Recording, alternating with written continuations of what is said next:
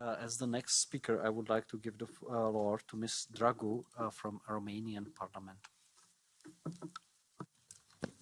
Thank you. And congratulations for organizing this debate. I briefly want to make two observations on the process. Yes, we do need more transparency, and this is the experience of the Romanian Parliament. I'm a member of the Senate, a member of the Budget and Finance Committee in the Senate. We do need all measures taken by the government to be evaluated and to have the impact, the direct impact on the budget, but also to have the impact on the economic model, to have second and round effects on the economy at large. Also, I'd like to highlight the need of ownership on these programs. Parliaments and governments, they need to show ownership of the program.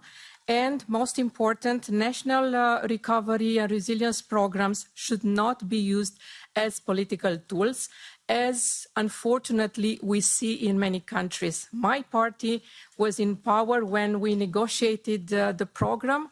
Now we are in the opposition, and we see many times, unfortunately, misrepresented the measures in the plan by the ruling coalition just because it was negotiated by somebody else. This should stop. And I know that this is happening not only in Romania, but in many other countries. Because I repeat, ownership of the program is part of the success of such program. If we do not believe in the program with the politicians, then the public, the population, citizens, how they could believe in a program that is requiring also reforms and is requiring sometimes some measures that people would not like to see in place. So my bottom line is ownership and treat PNRR with respect in all countries. Thank you.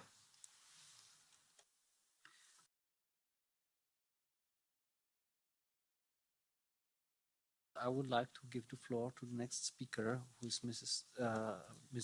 Dragu from Romanian Parliament. Thank you, Chair.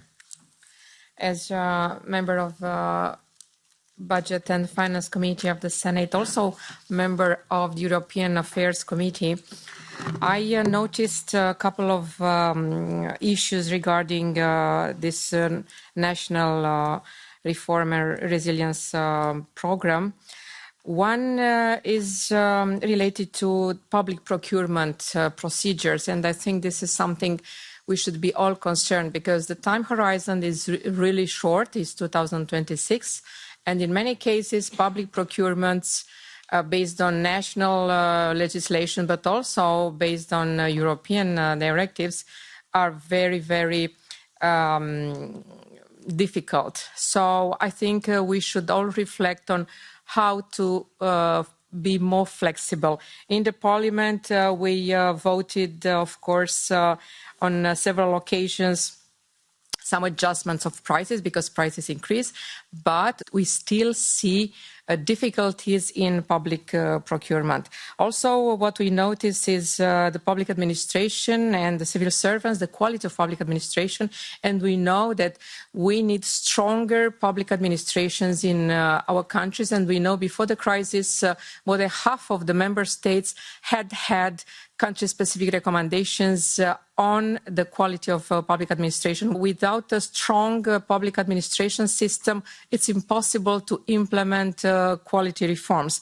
And my last point would be on the renegotiation of amounts in resilience and recovery programs based on macroeconomic conditions. My country is losing a couple of billion euros because of basically of our own success, because of better final results than considered when PNRR was negotiated. And I do think that this rule creates the wrong incentive for member states and, of course, puts under question mark some projects that are already in the process. So this idea of renegotiating the amounts based on macroeconomic conditions, maybe it was not the best approach of the European Commission and of the Parliament. Thank you.